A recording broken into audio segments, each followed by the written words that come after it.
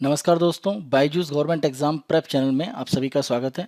आज हम आपके सामने 26 नवंबर 2020 के समाचार विश्लेषण प्रस्तुत कर रहे हैं। इसमें द हिंदू अखबार के प्रमुख आलेखों की हम समीक्षा करेंगे और प्रारंभिक और मुख्य परीक्षा के लिए संबंधित प्रमुख प्रश्न भी आपको प्रैक्टिस के लिए देंगे। हम अपनी पहली न्यूज़ पर आते हैं और ये पेज नंबर 1 पर जीएस फर्स्ट पेपर में आप ज्योग्राफी के साथ इसे जोड़ सकते हैं। और शायद पिछले 2-3 दिन से अगर हम देखें तो भारत में एक बड़ी प्राकृतिक आपदा के रूप में चक्रवात निवार को माना जा रहा है। चक्रवात निवार एक तरह से जो पूर्वी हमारी जो तट सीमा है वहाँ पर प्रमुख रूप से तमिलनाडु और जो पुडुचेरी का क्षेत्र है वहाँ पर एक तरह से हिट करेगा और इसके साथ साथ आंध्र प्रदेश का जो तटवर्ती भाग है वहाँ पर भी इसके बड़े प्रभाव पड़ने की संभावना है। और पूरा हमारा जो दक्षिणी भाग है वहाँ पर हल्की से तेज बारिश की संभावनाएं व्यक्त की जा रही हैं। किसी भी चक्रवात को अगर हम यहाँ पर देखें तो हवा की गति के आधार पर उसका एक वर्गीकरण किया जाता है। तो यहाँ पर अगर हम हिंद महासागर में देखें तो सबसे कम छोटा जो वर्गीकरण होता है उसको एक अवसाद या एक तरह का डिप्रेशन कहा जाता है, जो एक कम दबाव का केंद्र मान लिया जाता है। तो एक लो प्रेशर सेंटर, एक निम्न दाब का जो केंद्र है उसके रूप में एक कह सकते हैं चक्रवात की शुरुआत होती है। और इसमें जो गति होती है वायु की ये 31 से लेकर 49 किलोमीटर प्रति घंटे के बीच में लगातार 3 मिनट तक बनी रहती है। तो ये कहा जाता है कि एक डिप्रेशन का निर्माण हुआ है। और ध्यान रखें, भारत का जो भारतीय मौसम विज्ञान विभाग है ये उत्तरी हिंद महासागर के क्षेत्र में एक तरह से चक्रवात के नाम रखने के लिए उत्तरदायी संस्था है। अभी हम इसके बारे में डिटेल में करेंगे। दूसरा अगर हम देखें तो जब डीप डिप्रेशन यानी यही जो आपका अवसाद या डिप्रेशन है ये और ज़्यादा बढ़ जाता है, ये निम्न दाब और ज़्यादा बढ़ता है, तो यहाँ पर माना जाता है कि हवा की जो गति है वो 50 से 61 किलोमीटर प्रति घंटे के बीच में हो जाती है। और जैसे ही चक्रवाती तूफान यानी साइक्लोनिक स्टॉर्म तूफान की कैटेगरी देने की बात करें तो यहाँ पर एक तरह से जो स्पीड है वो 62 से लेकर 88 किलोमीटर प्रति घंटे के बीच में हो जाती है। और यहीं पर ध्यान रखें, हमारा जो मौसम विज्ञान विभाग है वो साइक्लोनिक जो स्टॉर्म है इसको एक नाम प्रदान कर देता है। 39 माइल पर आवर या 39 मील प्रति घंटा या किलोमीटर में आप कहें तो 62 किलोमीटर प्रति घंटे की रफ्तार को जैसे ही क्रॉस करता है वैसे ही आईएमडी के द्वारा इसको चक्रवाती तूफान का दर्जा दे दिया जाता है। और इसका नाम रखने की जो प्रक्रिया है वो एक तरह से अस्तित्व में आती है। जहां तक इसके नाम रखने की अगर हम बात करें तो आप नाम रखने के लिए देखें, जो वर्ल्ड मेट्रोलॉजिकल ऑर्गेनाइजेशन है, विश्व मौसम विज्ञान संगठन, उसके द्वारा एक तरह से विश्व स्तर पर अलग अलग संस्थाओं को अधिकार दिए गए हैं कि वो किस तरह से चक्रवातों के नाम रखेंगे। अगर हम हिंद महासागर के पार्ट पर देखें तो उत्तरी हिंद महासागर का इलाका देखें तो वहां के लिए नाम देने के लिए जो उत्तरदायी संस्था है वो नई दिल्ली में स्थित हमारा ट्रॉपिकल साइक्लोन सेंटर है। और ये हमारा इंडियन मेट्रोलॉजिकल जो डिपार्टमेंट है उसके द्वारा एक तरह से दिया जाता है। तो ध्यान रखें, रीजनल स्पेशलाइज्ड मेट्रोलॉजिकल सेंटर, इसको आरएसएमसी कहा जाता है। फिर से ध्यान रखें, क्षेत्रीय विशिष्ट मौसम विज्ञान केंद्र, ये दर्जा नई दिल्ली को दिया गया है। अगर हम उत्तरी हिंद महासागर की बात करें तो एक तरह से दिल्ली में जो आईएमडी है उसके द्वारा ट्रॉपिकल साइक्लोन को नाम एक तरह से प्रदान किया जाता है। जहां तक नाम देने के लिए कि कौन कौन से देश उत्तरदायी हैं तो ध्यान रखें, हिंद महासागर के क्षेत्र जो उत्तरी भाग है यहां पर नाम देने की जो प्रक्रिया है ये सितंबर 2004 में शुरू की गई थी। और प्रारंभ में इसमें 8 देश थे, 5 देशों ने इसमें बाद में ज्वाइन किया। तो वर्तमान में कितने देश हैं? 13। किन्होंने बाद में ज्वाइन किया है तो ध्यान रखें, ईरान, इसी के साथ साथ कतर, सऊदी अरब की अगर हम बात करें, इसी के साथ साथ यूएई और यमन। तो ये जो 5 देश हैं इन्होंने बाद में ज्वाइन किया है। तो 13 देश हैं। 13 देशों को एक तरह से अधिकार दिया जाता है कि वो 13 अलग अलग नाम दे सकते हैं। तो कुल मिला के नाम कितने हो गए? 169। तो नए नामों की जो श्रृंखला है उत्तरी हिंद महासागर की अगर हम बात करें, यानी बंगाल की खाड़ी और अरब सागर में जो भी चक्रवात बन रहे हैं, तो ये जो नई श्रृंखला है इसको अप्रैल 2020 से लागू कर दिया गया है। यानी जो चार्ट बनाया गया है 13 देशों के द्वारा, जो अलग अलग 13 नाम दिए गए हैं, उनकी शुरुआत अप्रैल 2020 से हो गई थी। अगर हम प्रारंभिक देखें, हमें पूरे चार्ट सभी के नाम याद करने की जरूरत नहीं है, तो इसकी शुरुआत निसर्ग से हुई थी। और ये नाम किसने दिया था? बांग्लादेश। तो पहले कॉलम में अगर हम देखें तो ये 13 देश हैं और इनके द्वारा जो नाम दिए गए वो क्रम से आएगा। तो निसर्ग आप ध्यान रखें, जून के महीने में इसी साल जून 2020 में महाराष्ट्र का जो अलीबाग का इलाका है वहां के तटीय भाग में निसर्ग तूफान टकराया था। तो नाम किसने दिया था? बांग्लादेश ने। दूसरा अगर आप देखें यहाँ पर इंडिया की जो गति नाम दिया गया था। गति अगर हम चक्रवात की बात करें तो इसने अफ्रीका महाद्वीप के पार्ट पर ये जो इलाका आपका सोमालिया का है, तो सोमालिया के तटीय भाग पर एक तरह से यहाँ पर लैंडफॉल किया था, यानी स्थलीय भाग में ये प्रवेश किया था। तो यहाँ पर इसने एक तरह से प्रभाव डाला, किसने? गति ने। निसर्ग की बात करें तो यहाँ पर ये जून में प्रभाव डाल चुका है। अब तीसरा सीजन में अगर हम देखें तो ये तीसरा यहाँ पर प्रमुख एक तूफान है और नाम इसका क्या एक तरह से रखा गया है? निवार। तो ये जो निवार नाम है ये किसने दिया है? ईरान के द्वारा ये नाम दिया गया है। तो इसी क्रम में जो अगला चक्रवात बनेगा उसका नाम मालदीव के द्वारा दिया गया है बुरेवी। तो इसी क्रम में आपका म्यांमार, ओमान सभी देशों का नाम आता जाएगा और एक कॉलम खत्म होगा, उसके बाद दूसरा, तीसरा, चौथा और ये इस तरह से कॉलम होते जाते हैं। तो यहाँ पर एक बार जो नाम है उसको दोबारा रिपीट नहीं किया जाता है। इसी के साथ साथ अगर किसी तूफान के द्वारा बड़े पैमाने पर जानमाल की हानि होती है तो सामान्यतः मानवीय प्रक्रियाओं को देखते हुए उसका दोबारा उपयोग नहीं किया जाता है। जैसे अगर हम देखें, जैसे अम्फन की बात करें या अगर हरिकेन में हम कैटरीना को देखें तो ये नाम दोबारा यूज नहीं किए जाते हैं। तो उत्तरी हिंद महासागर के पार्ट पर यह प्रक्रिया एक तरह से अपनाई जाती है और हिंद महासागर का जो उत्तरी क्षेत्र यानी बंगाल की खाड़ी और अरब सागर दोनों में ही नाम को एक तरह से घोषित करने का जो काम है वो भारतीय मौसम विज्ञान विभाग के द्वारा किया जाता है। और कब किया जाता है? कोई भी एक तरह से जो तूफानी स्थिति है वो चक्रवात के नाम के लिए कब एक तरह से सुटेबल हो जाती है? जब वहां पर गति 39 मील प्रति घंटा या उससे ज्यादा हो जाए या 62 किलोमीटर प्रति घंटा या उससे ज्यादा हो जाए तो इसको साइक्लोनिक स्टॉर्म का दर्जा दे दिया जाता है आईएमडी के द्वारा और वहीं पर उसका नाम एक तरह से दे दिया जाता है। जिस देश का टर्न होता है उसके अनुसार नाम दिया जाता है। तो ये चक्रवाती तूफान हो गया।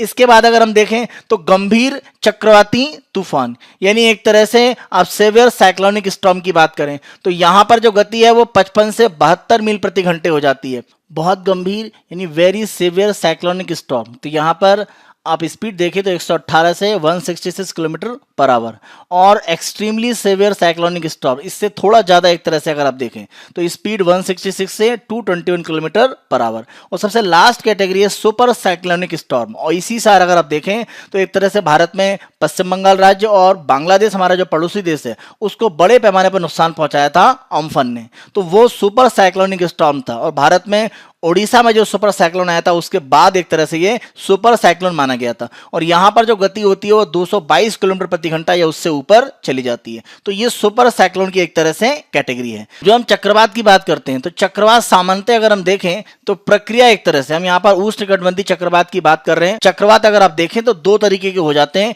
एक उष्णकटिबंधीय चक्रवात है और एक आपके होते हैं शीतोष्ण चक्रवात।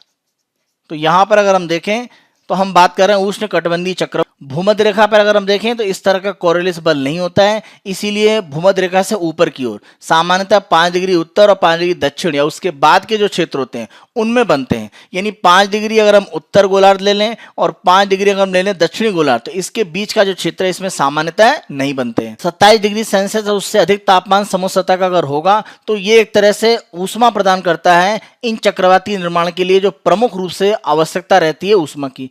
आगे चलकर एक तरह से जो गुप्त ऊष्मा है वो प्रमुख रूप से इन चक्रवातों के निर्माण के लिए ऊष्मा का एक तरह से निर्माण करती है।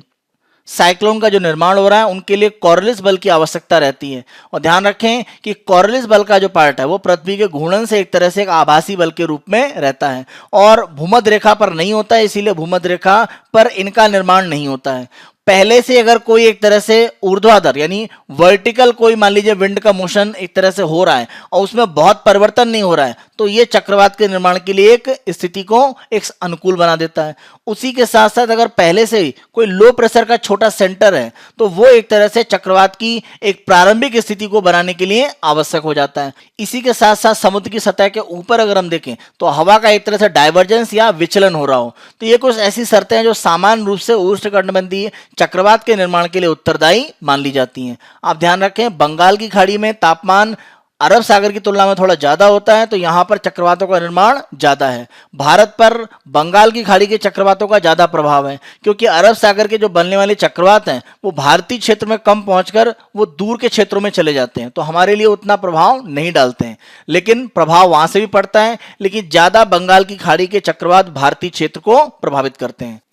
उत्तरी हिंद महासागर में देखिए बंगाल की खाड़ी और अरब सागर दोनों में, तो इसके लिए एक तरह से जो पैनल है वो WMO का कहलाता है एस्केप यानी economic and social commission for Asia Pacific, economic and social commission for Asia Pacific, और इसका केंद्र एक तरह से कहाँ मान लिया जाता है, नई दिल्ली के पहाड़ पर।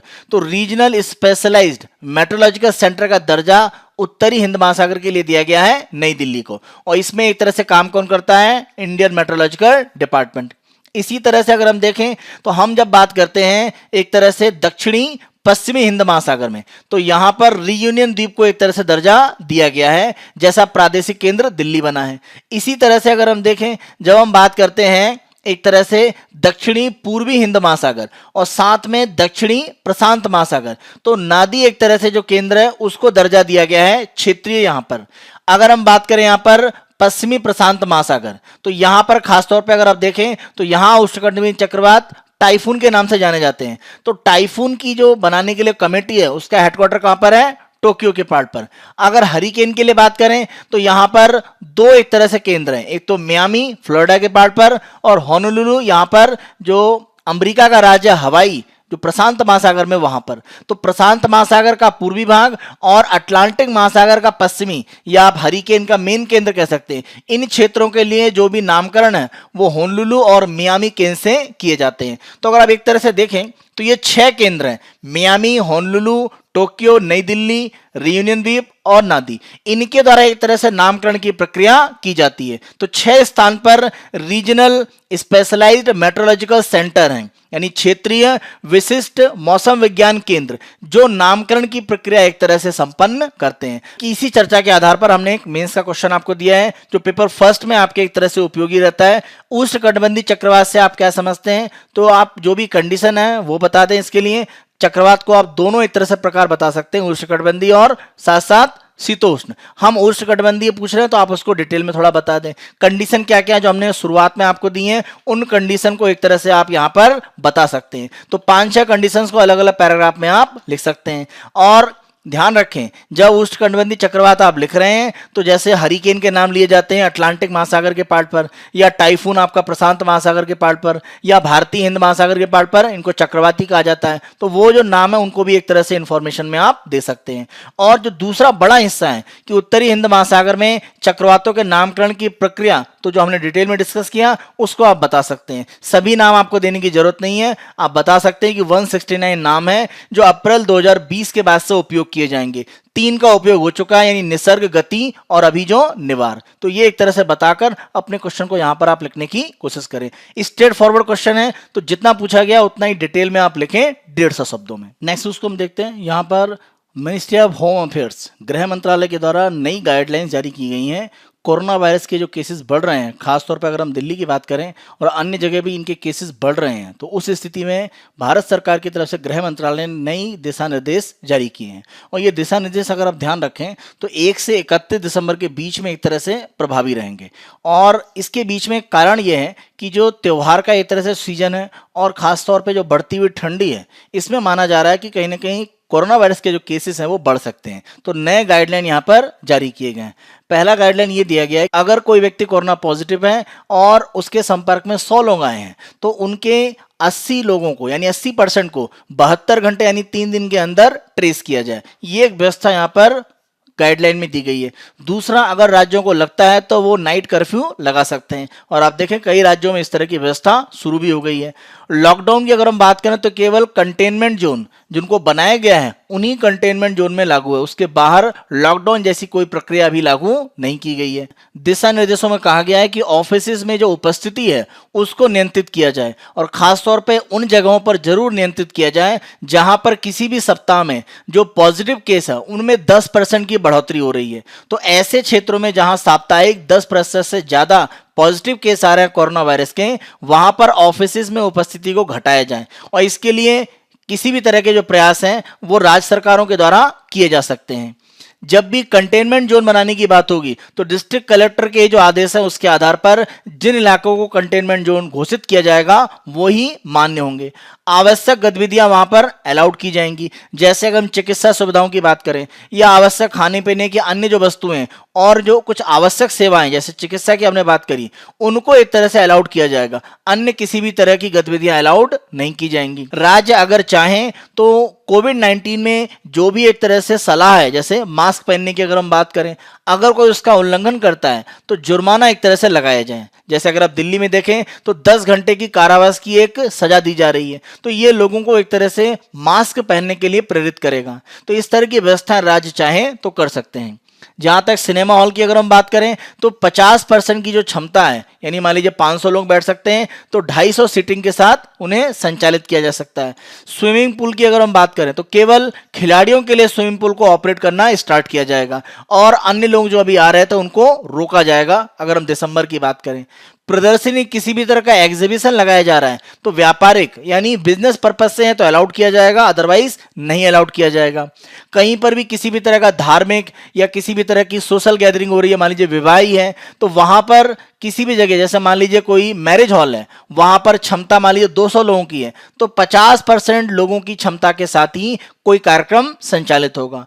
अधिकतम इसमें लिमिट कितनी रख दी गई है? 200 व्यक्ति।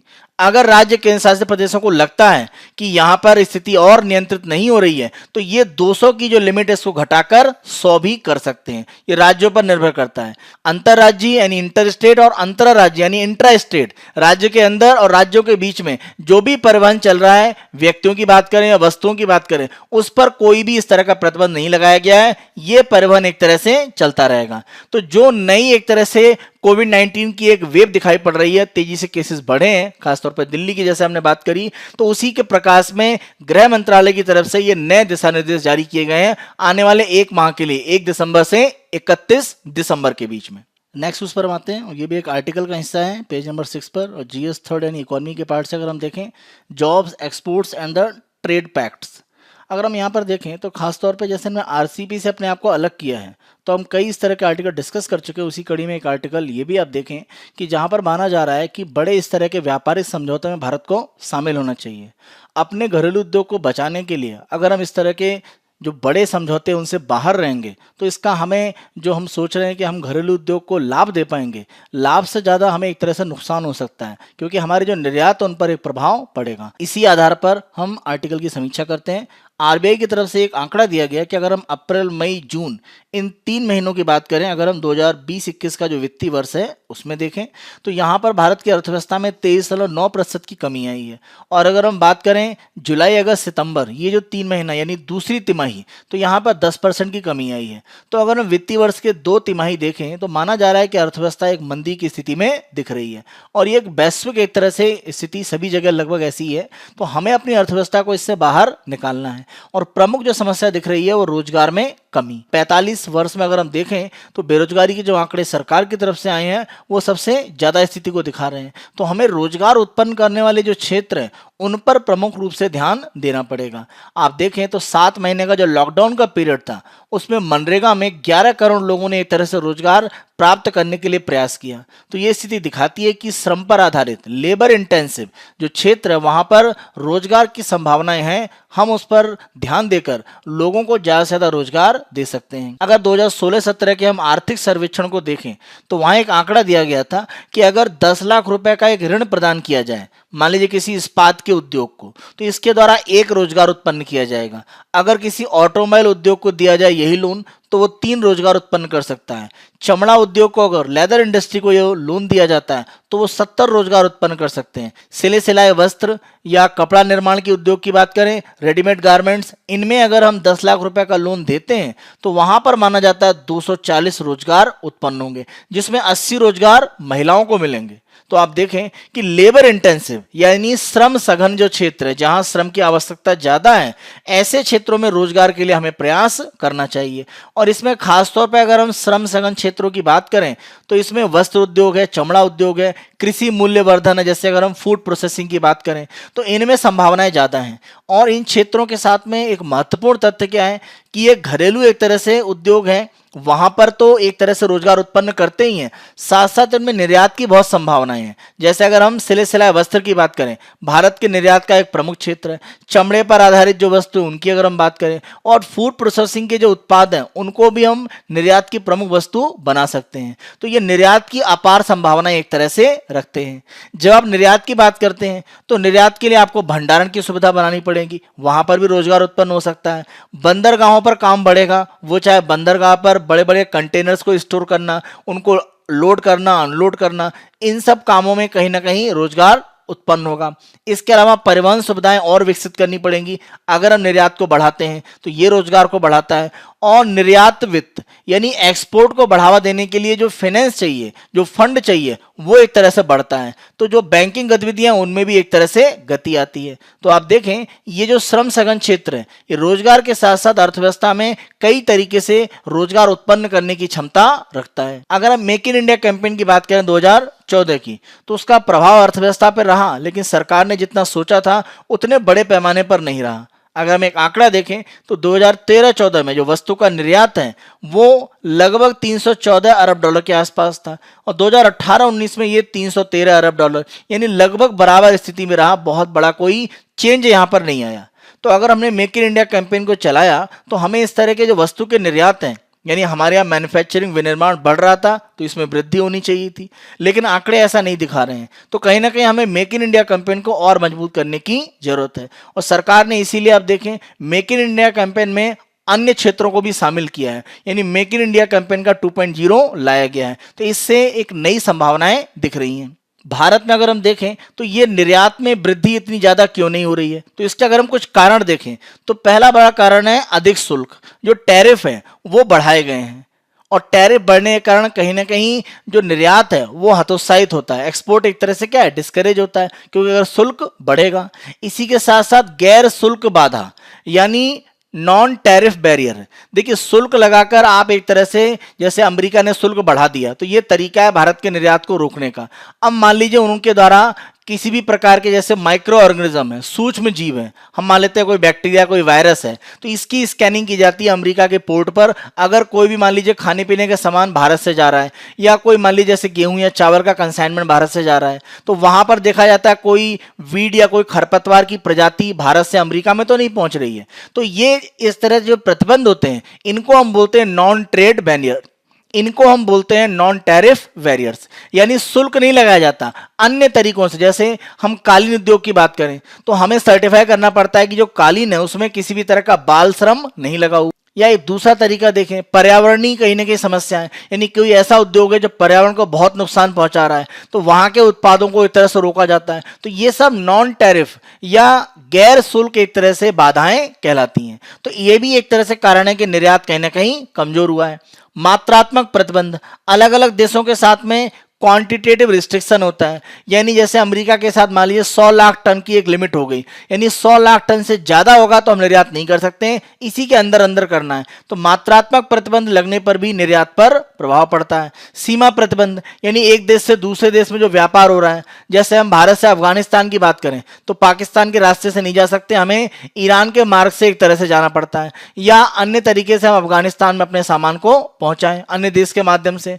तो ये कहीं ना कहीं व्यापार को नुकसान पहुंचाता है। इसी के साथ साथ जैसे नेपाल के साथ में देखें कि अगर संबंधों में किसी भी तरह का तनाव होता है तो एक तरह से जो निर्यात की संभावनाएं रहती हैं उन पर विपरीत प्रभाव पड़ता है। तो संबंध हमारे पड़ोसी देशों से अगर कुछ खराब होते हैं तो ये भी एक तरह से सीमा प्रतिबंध के रूप में आते हैं और ये निर्यात पर प्रभाव डालते हैं। और एक कारण और है जो हम डिस्कस कर चुके हैं कई बार, रुपए की मजबूती।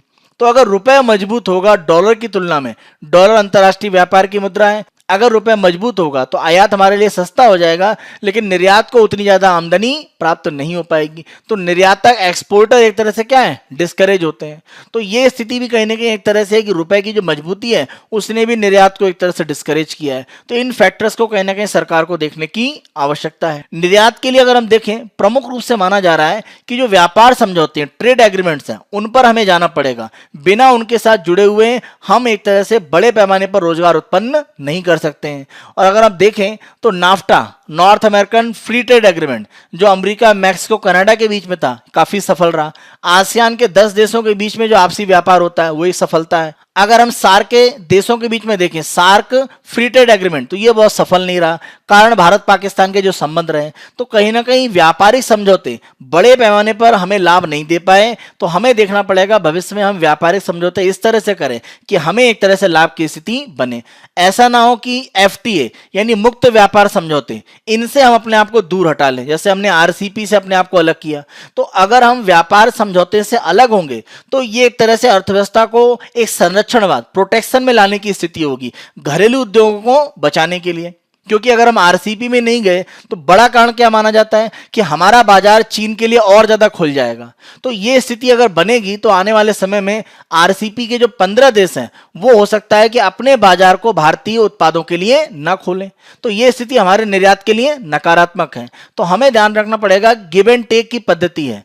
अगर हम किसी देश का बाजार चाहते हैं तो उस देश के उत्पादों के लिए भी हमें बाजार देना पड़ेगा। जैसे मान लीजिए कच्चे माल की बात करें तो अगर कच्चा माल हमें किसी देश से मिलता है, मान लेते हैं हम वियतनाम से लेते हैं, ए देश के रूप में वियतनाम है, तो यहां से कच्चा माल लेते हैं तो बना बनाया जो उत्पाद है वो हम वियतनाम में डाल सकते हैं। तो दोनों को लाभ हो रहा है। तो म्यूचुअल बेनिफिट के आधार पर हमें बातचीत करके इस तरह के व्यापारिक समझौते करने पड़ेंगे।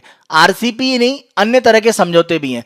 इसमें बायलैटरल द्विपक्षीय या मल्टीलैटरल बहुपक्षीय व्यापार समझौते हो सकते हैं, मुक्त व्यापार समझौते हो सकते हैं, या आरसीपी जैसा बड़ा क्षेत्रीय समझौता हो सकता है। उनमें हमें जाना पड़ेगा। तो संरक्षणवाद की जो नीति एक दिख रही है उसको हमें एक तरह से छोड़ने की आवश्यकता है, क्योंकि ये व्यापार में बाधा डालता है। और निर्यात भी एक तरह से क्या है, उसको एक तरह से हम ये सोचें कि निर्यात को बढ़ा दें और व्यापार में जो बाधाएं हैं वो भी एक तरह से बनी रहे, तो ये संभव नहीं है। क्योंकि अगर हम व्यापार में बाधाएं उत्पन्न करेंगे तो निर्यात अपने आप घटेगा, क्योंकि किसी देश के साथ व्यापार को हम कमजोर करेंगे तो हमारे निर्यात पर प्रभाव पड़ेगा। दोनों को साथ साथ नहीं ले सकते हैं कि हम व्यापार करने के लिए वैश्विक स्तर पर बाधाएं उत्पन्न करें, जैसे ज्यादा शुल्क लगा दें या गैर शुल्क बैरियर लगा दें, और हम सोचें कि हमारा निर्यात बढ़ जाए।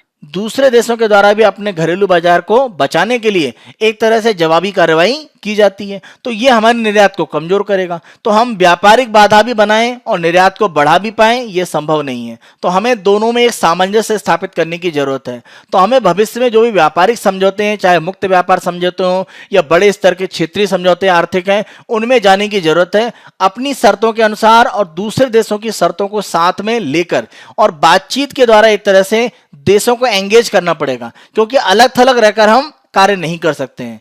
आरसीपी में लगभग 30% विश्व की जीडीपी है, तिहाई एक तरह से है। उनसे अलग होकर कहीं ना कहीं हमें व्यापारिक नुकसान भविष्य में अवश्य होगा। वर्तमान स्थिति में चीन के जो बड़े पैमाने पर निर्यात हमारे यहाँ आ सकते हैं उससे हम अपनी अर्थव्यवस्था को अवश्य बचा रहे हैं, लेकिन भविष्य के लिए अपनी जो संभावनाएं उसको हम कमजोर कर रहे हैं। तो हमें इस पर ध्यान देकर एक तरह से कार्य करना पड़ेगा। और निर्यात के लिए ऐसे क्षेत्र जो श्रम पर ज्यादा सघन है, ज्यादा श्रम की आवश्यकता होती है, उनमें हमें मजबूती लानी है, जिससे रोजगार ज्यादा उत्पन्न हो। तो अर्थव्यवस्था में जो मंदी की स्थिति दिख रही है उसको रोकने में एक मदद मिलेगी। तो व्यापारिक समझौते भविष्य के लिए करना हमारे लिए काफी आवश्यक एक तरह से हो जाता है। इसी हमारे डिस्कशन के आधार पर एक मेंस का क्वेश्चन आप लिखिएगा, व्यापार समझौते भारत में रोजगार उत्पत्ति को बढ़ाने के लिए उपयोग किए जा सकते हैं, उपरोक्त कथन को स्पष्ट करें। तो यहां पर आप बता सकते हैं कि जब आप निर्यात को बढ़ाएंगे तो आपको नए उत्पाद केंद्र खोलने पड़ेंगे, उत्पाद केंद्र आप खोलेंगे तो रोजगार मिलेगा, और निर्यात करेंगे तो बंदरगाह पर कार्य बढ़ेगा, परिवहन बढ़ेगा, और दूसरे देश के साथ आप जब निर्यात करते हैं तो वहां से सामान भी आता है, तो हो सकता है कच्चा माल आपको सस्ता मिले तो आप निर्यात में और ज्यादा प्रतिस्पर्धी हो जाएं। तो इस तरह से आप इंटरलेट करके पॉइंट्स को लिखकर यहां पर बता सकते हैं कि व्यापारिक समझौते के लाभ हमें होंगे। अर्थव्यवस्था को प्रारंभिक नुकसान हो सकता है, लेकिन हम उसके लिए उपाय करके अन्य देशों के साथ बात करके और एक तरह से नेगोशिएशंस के माध्यम से अपने अधिकतम लाभ की स्थिति में लाकर हम व्यापारिक समझौते करें। आरसीपी का उदाहरण भी आप दे सकते हैं कि अगर आरसीपी में भारत के अनुसार कुछ परिवर्तन किए जाते हैं तो हम भविष्य में इसमें शामिल होकर जो लाभ है वो प्राप्त करने पर एक तरह से ध्यान देकर रोजगार की संभावनाओं को अर्थव्यवस्था में बढ़ा सकते हैं। इस रूप में अपने आंसर को लिखने का आप प्रयास कीजिएगा। नेक्स्ट उसको हम देखते हैं, ये हमारे एट्रोल का पार्टी है पेज नंबर 7 पर, और इसे भी आप इकोनॉमी के साथ में जोड़ सकते हैं जीएस पेपर 3 में। और ये ट्रेड यूनियन यानी जो भी हमारे एक तरह से ट्रेड यूनियन कार्य कर रही हैं श्रमिकों के अधिकारों के लिए, उनके संबंध में आर्टिकल है। और आप सभी जानते हैं भारत में जो 4 श्रम संहिताएं लाई गई हैं 29 कानूनों के स्थान पर, इसी के आधार पर एक तरह से इसका विरोध किया जा रहा है और माना यह जा रहा है कि जो श्रम संहिताएं लाई गई हैं इससे श्रम कानूनों को कमजोर किया गया है और व्यापारियों को या जो कंपनी के मालिक हैं उनको अधिकार ज्यादा दिए गए हैं। इसी कारण से आज के दिन के लिए 26 नवंबर को एक केंद्रीय स्तर पर जो ट्रेड यूनियन है 10 प्रमुख, उन्होंने मिलकर हड़ताल की एक तरह से घोषणा की है, क्योंकि उनका मानना है कि एक तरह से जो भी श्रम कानून है उनको कमजोर किया गया है और श्रम कानून लागू हो रहे हैं कि नहीं हो रहे हैं उनके लिए जांच की, इंस्पेक्शन की जो प्रक्रिया उसको कमजोर किया गया है। ये अगर कमजोर होंगे तो श्रमिकों के जो अधिकार हैं उनका एक तरह से हनन होता है। तो उसको किस तरह से रोका जाए, या जो सरकार की संहिताएं लाई गई हैं 4, उसमें कुछ परिवर्तन किए जाएं, तो उस प्रक्रिया को एक तरह से किस तरह आगे बढ़ाया जाए। आप ध्यान रखें,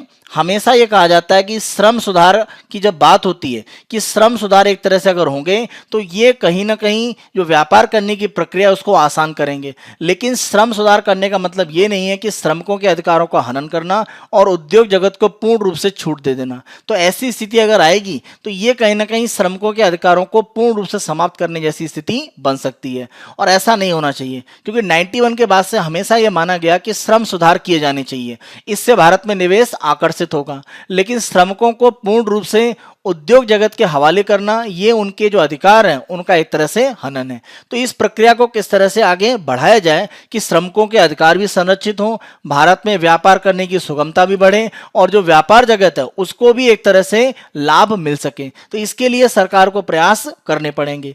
नई जो श्रम संहिताएं आई हैं उसमें सब कुछ गलत नहीं है, कुछ बहुत ही सकारात्मक प्रयास भी किए गए हैं। जैसे एक सार्वभौमिक यूनिवर्सल मिनिमम वेज, न्यूनतम मजदूरी की बात की गई है, तो ये मजदूरों को एक न्यूनतम मजदूरी की गारंटी देगा।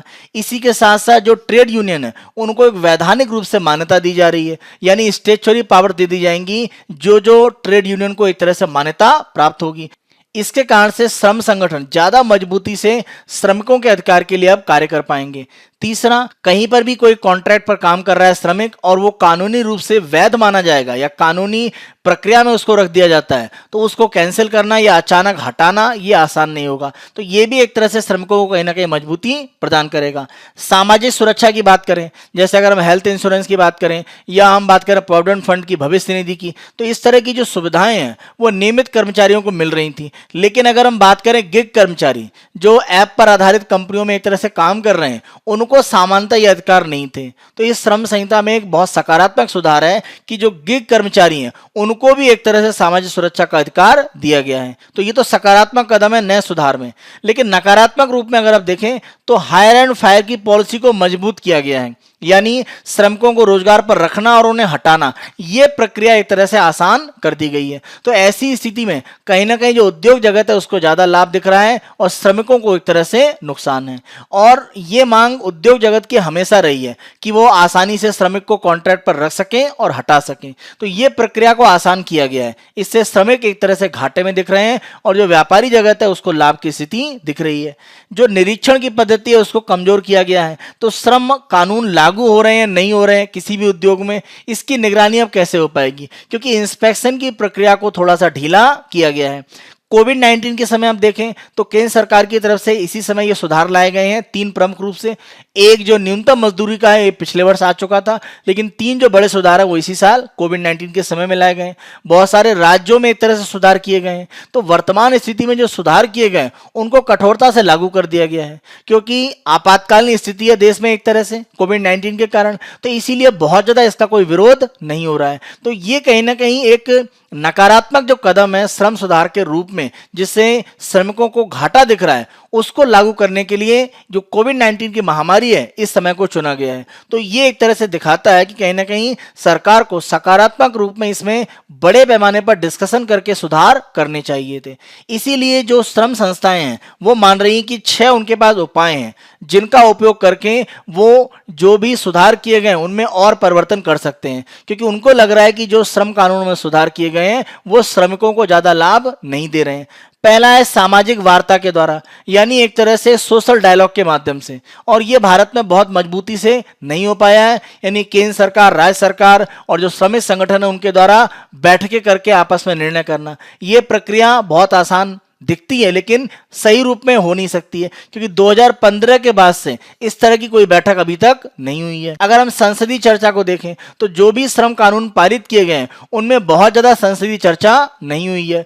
विपक्ष का जो रोल है वो बहुत अच्छा नहीं रहा है, क्योंकि वो सरकार को अन्य मामलों में घेरने में लगे थे, जबकि श्रम सुधार जो कानून है उस पर बहुत ज्यादा ध्यान नहीं दिया गया कि किस तरह के परिवर्तन नए कानूनों में लाए गए हैं। तो कहीं ना कहीं जो राजनीतिक सहयोग है वो बड़े पैमाने पर नहीं हो पाया।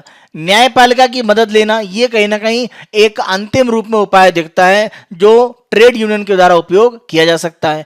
औद्योगिक प्रतिक्रिया जो वर्तमान में एक स्ट्राइक की गई है आज के दिन में, तो ये एक तरह का रिएक्शन है जो ट्रेड यूनियन के द्वारा किया जा रहा है। तो ये करके भी एक तरह से जो अधिकार है उनको मांगने का प्रयास किया जा सकता है। अंतर्राष्ट्रीय श्रम संगठन से एक तरह से जो हस्तक्षेप है वो लिया जा सकता है। और मई 2020 में इस तरह की एक काम हुआ भी था अंतर्राष्ट्रीय श्रम संगठन की तरफ से। एक छोटे रूप में कुछ राहत मिली लेकिन बड़े पैमाने पर कुछ कार्य नहीं हुआ। तो कहीं ना कहीं अगर हम 6 उपाय की बात करें, यानी सामाजिक वार्ता, संसदीय चर्चा के माध्यम से राजनीतिक सहयोग की बात करें, या न्यायपालिका की बात करें, औद्योगिक प्रतिक्रिया या ILO से एक तरह से समर्थन लेना, तो ये प्रक्रिया अगर हम देखें तो कहीं ना कहीं यहां पर सबसे मजबूत है वो न्यायपालिका का एक तरह से रोल लगता है। क्योंकि औद्योगिक प्रतिक्रिया के पार्ट पर अगर हम जाएंगे तो ये कहीं ना कहीं वर्तमान स्थिति में और ज्यादा अर्थव्यवस्था को नुकसान पहुंचा सकता है। तो इसके लिए सरकार को अगर हम विवश करते हैं स्ट्राइक के माध्यम से, तो ये वर्तमान आपातकालीन स्थिति में बहुत सही कदम नहीं होगा। तो कहीं ना कहीं न्यायपालिका के माध्यम से सरकार पर दबाव बनाकर एक तरह से जो श्रमिक अधिकार है उनको संरक्षित करने का प्रयास भविष्य में किया जाएगा। क्योंकि ध्यान रखें ये 6 उपाय, देखिए 6 उपाय की बात करें तो संसदीय चर्चा में राजनीतिक जो सहयोग है वो एक और उपाय है। तो इसीलिए यहाँ 5 है, इसको आप 6वां एक तरह से मान सकते। श्रमिक कानूनों में जो सुधार है उनको श्रमिकों के लाभ के लिए और अर्थव्यवस्था में विकास के लिए निवेश को आकर्षित करना, दोनों रूप में एक बैलेंस के रूप में लाना पड़ेगा। तभी एक तरह से हम अधिकारों का संरक्षण भी कर सकते हैं और अर्थव्यवस्था को आगे बढ़ा सकते हैं। एक जगह पर ज्यादा एक तरह से दबाव अगर बढ़ेगा तो इसका एक तरह से विपरीत रिएक्शन हो सकता है और यह अर्थव्यवस्था के लिए बहुत अच्छा कदम नहीं होगा, जैसा कि आज जो स्ट्राइक की घोषणा की गई है। तो भविष्य के लिए कहीं ना कहीं सरकार को इस पर एक तरह से विचार करना चाहिए कि लेबर कानूनों में जो परिवर्तन किए गए हैं वो श्रमिकों को अधिक से अधिक लाभ दें और व्यापार जगत के लिए भी जो छूट की स्थिति है उसको बनाकर रखें, जिससे कि संतुलन एक तरह से बना रहे। आगे हम अपनी प्रीलिम्स की न्यूज पर आते हैं और पहली न्यूज अगर हम यहां पर देखें, इस पुरस्कार की अगर हम बात करें तो मार्च 2000 के पार्ट पर भारत और अमेरिका के बीच में सहयोग करने के लिए एक संगठन बनाया गया IUSSTF, यानी यहां पर अगर आप देखें तो Indo US science and technology forum, और इसी के द्वारा दोनों सरकारें एक तरह से इसमें फाइनेंस या पैसा देती हैं। तो द्विपक्षीय संगठन है और इसकी कोशिश क्या है इस फोरम की जो गठित किया गया भारत और अमेरिका के द्वारा, तो ये एक तरह से सरकार, शिक्षा जगत और उद्योग उनके बीच में एक तरह से कार्य करते हुए कोशिश ये करता है कि विज्ञान, प्रौद्योगिकी, इंजीनियरिंग और नवाचार को बढ़ावा दिया जाए। भारत की तरफ से विज्ञान और प्रौद्योगिकी विभाग इसमें एक तरह से नोडल एजेंसी है और अमेरिका की तरफ से अगर हम देखें तो विदेश विभाग इसमें नोडल एजेंसी की तरह काम करता है। इसी फोरम के द्वारा एक फंड चलाया जाता है, United states India science and technology endowment fund. इसी फंड के द्वारा एक तरह से पुरस्कार दिए जाते हैं या आर्थिक सहायता दी जाती है जो भी भारत में विज्ञान, प्रौद्योगिकी, इंजीनियरिंग या नवाचार में एक तरह से कार्य कर रहे हैं। तो यहां पर आप देखें तो यह पुरस्कार जीन पैथ नाम की एक संस्था को दिया गया है, 2.5 करोड़ रुपए की एक मदद दी गई है और खास तौर पे यहां पर वो काम क्या कर रहे हैं तो HPV यानी ह्यूमन पैपिलोमा वायरस, इसके बारे में एक तरह से जो उसकी डिटेक्शन है उसके बारे में आसानी करने के लिए उनके द्वारा कार्य किया जा रहा है। तो हमारे लिए प्री का पॉइंट है, हम बात करें ये जो फंड यहां पर एक तरह से बनाया गया है और साथ में जो संगठन है IUSSTF, इसके संबंध में एक तरह से हम यहां पर आपको प्री का क्वेश्चन दे रहे हैं। निम्न कथनों पर विचार करें, संयुक्त राज्य अमेरिका के विदेश मामलों का विभाग और भारत के विज्ञान और प्रौद्योगिकी विभाग ने संयुक्त गतिविधियों को बढ़ावा देने के लिए संयुक्त राज्य अमेरिका भारत विज्ञान और प्रौद्योगिकी बंदोबस्ती को यानी United states India science and technology endowment fund की स्थापना की है। सही स्टेटमेंट है। दूसरा, विज्ञान और प्रौद्योगिकी के अनुप्रयोग के माध्यम से नवाचार और उद्यमता को बढ़ावा देने के लिए इसका उपयोग किया जाता है। सही स्टेटमेंट है। तीसरा, फंड का उद्देश्य अमेरिका और भारतीय शोधकर्ताओं और उद्यमियों के बीच निरंतर भागीदारी के माध्यम से विकसित प्रौद्योगिकी के व्यवसायीकरण के माध्यम से सार्वजनिक रूप से अच्छा उत्पादन करने के लिए संयुक्त रूप से लागू अनुसंधान और विकास को बढ़ावा देना है। तो तीनों स्टेटमेंट यहां पर सही है। आंसर है आपका डी। ऑस्कर्स के लिए 2021 के पार्ट पर भारत की ऑफिशियल एंट्री के रूप में जलील कट्टू को एक तरह से यहां पर घोषित किया गया है और ये एक मलयालम मूवी है। तो यहां पर ऑफिशियल एंट्री जो विदेशी फिल्म की कैटेगरी है ऑस्कर में, उसी के संबंध में हमने आपको प्री का एक क्वेश्चन दिया है।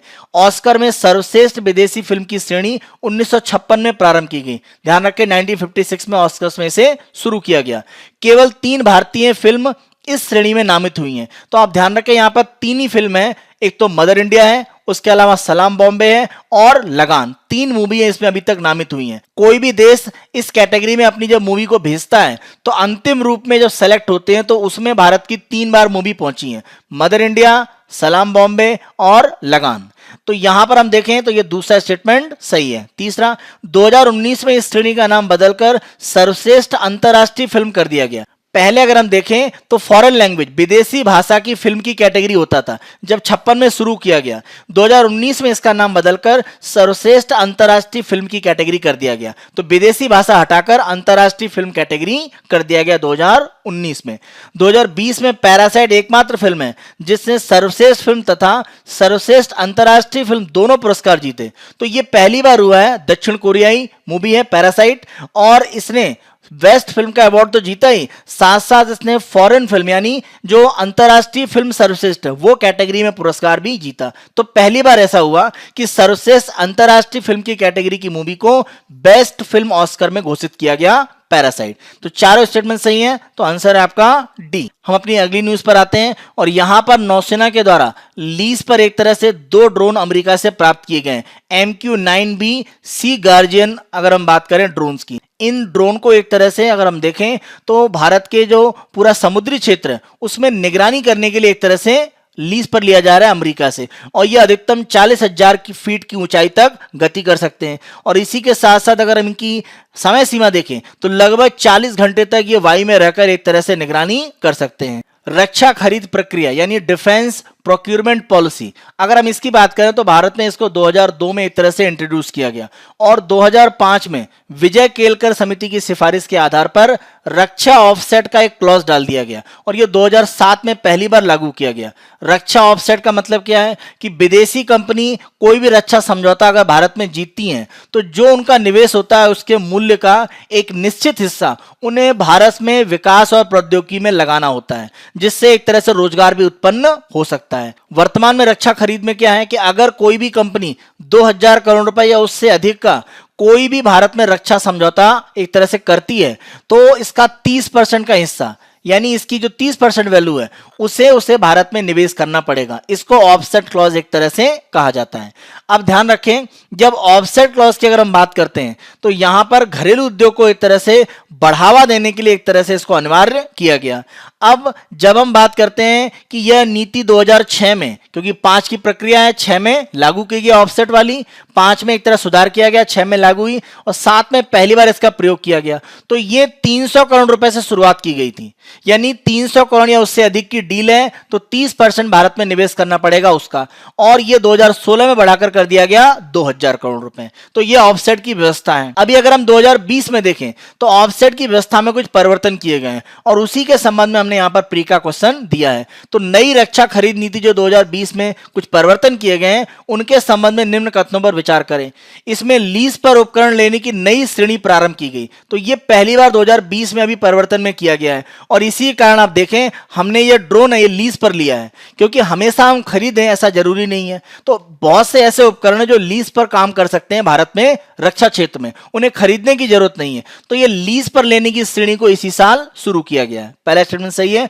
दूसरा, एकल वेंडर खरीद तथा सरकारों के बीच किए गए रक्षा समझौते में ऑफसेट क्लॉज की व्यवस्था कुल खरीद का 40% कर दी गई है। मान लेते हैं कि भारत में हम मान लीजिए तोपों को खरीद रहे हैं और किसी एक देश से हम तोप को खरीद रहे हैं और उसका मेंटेनेंस, उपकरण सब कुछ इसी कंपनी से लिया जा रहा है। तो अगर एक ही कंपनी सारा उपकरण और सब कुछ सप्लाई करती है तो उसमें ऑफसेट क्लॉज लागू नहीं होगा। ये इसी बार 2020 में व्यवस्था की गई है।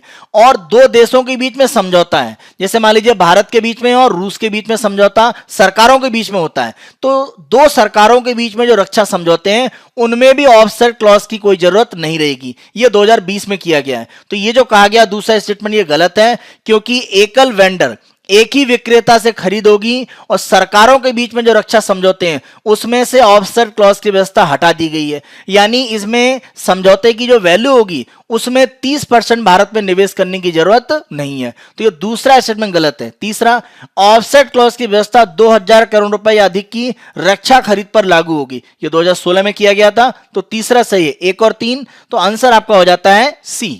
नेक्स्ट उसको देखें, server snack hits nutritional portal. तो यहां पर अगर हम देखें तो मेलिंडा गेट्स जो फाउंडेशन है उनके द्वारा एक सॉफ्टवेयर डेवलप किया गया है और ये बड़े पैमाने पर पोषण अभियान को एक तरह से आगे बढ़ाने के लिए कार्य करता है। ये जो पूरा सिस्टम है इसको कहा जाता है ICDC-CS, कॉमन एप्लीकेशन सॉफ्टवेयर। तो ये ICDS का एक तरह से कॉमन एप्लीकेशन सॉफ्टवेयर है और 3 महीने से इसमें कुछ तकनीकी समस्या चल रही है। इस कारण से जो भी बच्चों को, गर्भवती महिलाओं को जो पोषण दिया जा सकता है उसके बारे में जो डिटेल रूप में इस सॉफ्टवेयर के माध्यम से एक निगरानी की जा सकती थी वो नहीं हो पा रही है। तो यहां पर इसी ICDS का जो CS है यानी कॉमन एप्लीकेशन सॉफ्टवेयर, इसके संबंध में हम यहां पर प्री का आपको क्वेश्चन दे रहे हैं।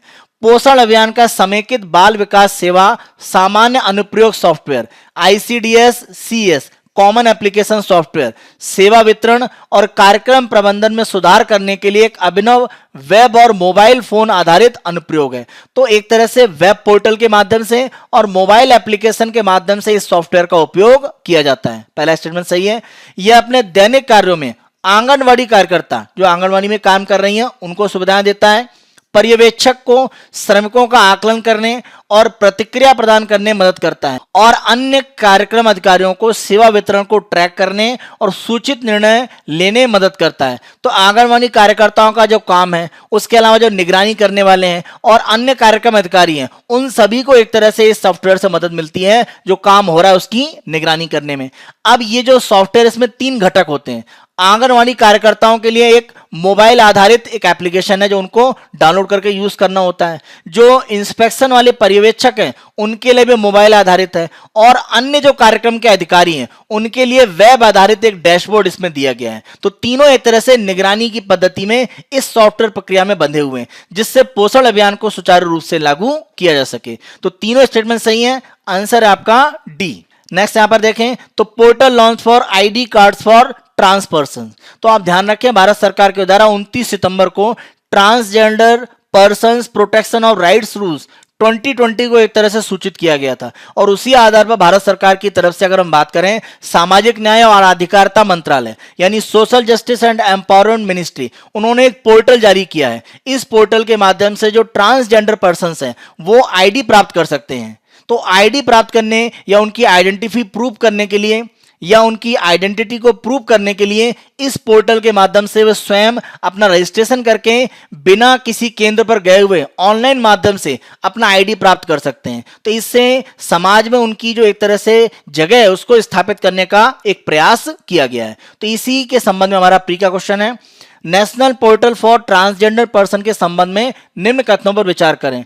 पोर्टल देश में कहीं से भी एक ट्रांसजेंडर व्यक्ति को प्रमाण पत्र और पहचान पत्र के लिए डिजिटल रूप में आवेदन करने में मदद करेगा। पहला सही है। यह पोर्टल स्वास्थ्य तथा परिवार कल्याण मंत्रालय द्वारा स्थापित किया गया। इस स्टेटमेंट को अगर हम देखें तो स्वास्थ्य और परिवार कल्याण मंत्रालय नहीं है, ये किसने किया है? ये सामाजिक न्याय और अधिकारिता मंत्रालय, social justice and empowerment ministry. तो ये दूसरा स्टेटमेंट गलत है। तीसरा, ट्रांसजेंडर सर्टिफिकेट और पहचान पत्र उनकी स्वस्थापित पहचान है जो ट्रांसजेंडर व्यक्तियों अधिकारों का संरक्षण अधिनियम 2019 का एक महत्वपूर्ण प्रावधान है। तो इस एक्ट के माध्यम से ID कार्ड देना एक तरह से किया गया था निर्धारित और यह सरकार ने इस पोर्टल के माध्यम से व्यवस्था दे दी है। तो पहला तीसरा सही है। तो आंसर आपका यहां पर है सी, दूसरा स्टेटमेंट गलत था तो इसीलिए आंसर आपका है सी। उत्तर प्रदेश सरकार के द्वारा जो एस्मा कानून है, एसेंशियल सर्विसेज मेंटेनेंस एक्ट, आवश्यक सेवाओं को व्यवस्थित रखने के लिए जो कानून है 1968 का,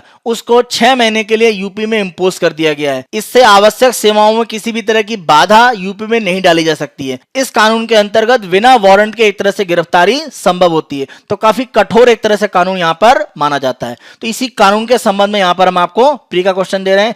आवश्यक सेवा रखरखाव अधिनियम 1968 यानी एसेंशियल सर्विसेज मेंटेनेंस एक्ट, इसे शॉर्ट में एस्मा भी कहा जाता है, 1968 के संबंध में निम्न कथनों पर विचार करें। इस एक्ट के द्वारा केवल परिवहन तथा रक्षा उत्पाद संस्थाओं को आवश्यक श्रेणी में डाला गया है। देखिए सिर्फ ऐसा नहीं है, जैसे अगर हम टकसाल की बात करें जो सरकारी मिंट है जहां पर एक तरह से सिक्कों की गढ़ाई होती है, या अगर हम बात करें सिक्योरिटी प्रेस जहां पर नोट की छपाई होती है, वो भी इसमें शामिल है। इसके अलावा अगर हम देखें कोई इस तरह का सेवा जिसको भारत सरकार की तरफ से मान लिया गया कि वो आवश्यक सेवा है और उसकी आवश्यकता एक तरह से हमेशा है, तो उसको भी एक तरह से यहां पर डाला जा सकता है। तो केवल परिवहन और रक्षा उत्पाद है ऐसा नहीं है, तो यह पहला पॉइंट यहां पर गलत है। दूसरा, इस अधिनियम के अंतर्गत बिना वारंट के गिरफ्तार किया जा सकता है। अब इन्होंने डिस्कस किया, बिल्कुल सही स्टेटमेंट है, तो पहला गलत, दूसरा सही, तो आंसर बी केवल 2 सत्य है। एक लास्ट न्यूज पर हम आते हैं, curves hit China supplies for iPhone. तो यहां पर अगर हम देखें, भारत में जो मानक निर्धारित करता है यानी bureau of Indian standard BIS, इसके द्वारा काफी कठोरता से जो क्वालिटी चेक है वो किया जा रहा है। इस कारण से चीन से आने वाले आईफोन की बात करें या Xiaomi या अन्य कंपनियां जो चीन की हैं, उनके मोबाइल की सप्लाई प्रभावित हुई है। और ये कहीं ना कहीं भारत चीन का जो सीमा विवाद है उसका एक तरह से आप परिणाम कह सकते हैं। तो यहां पर ब्यूरो ऑफ इंडियन स्टैंडर्ड, भारतीय मानक ब्यूरो के संबंध में हम यहां पर एक आपका प्री का क्वेश्चन दे रहे हैं। भारतीय मानक ब्यूरो के संबंध में निम्न कथनों पर विचार करें। यह संस्था भारतीय मानक संस्थान इंडियन स्टैंडर्ड्स इंस्टीट्यूट के स्थान पर 1 अप्रैल 1987 को अस्तित्व में आया। तो ध्यान रखें, ISI की जगह पर BIS को अस्तित्व में लाया गया 1 अप्रैल 1987 को।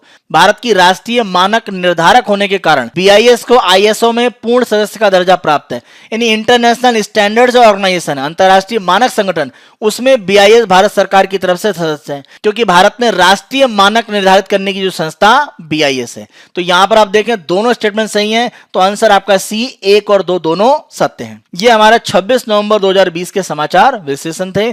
आने वाले दिनों में अन्य दिनों के समाचार विश्लेषण हम आपको इसी तरह से प्रस्तुत करते रहेंगे। प्री और मेंस के जो क्वेश्चन दिए गए उनकी आप प्रैक्टिस करें। Byju's government exam prep channel को आप बहुत पसंद कर रहे हैं, आप अधिक से अधिक संख्या में लाइक, शेयर और सब्सक्राइब करते रहें। Thank you.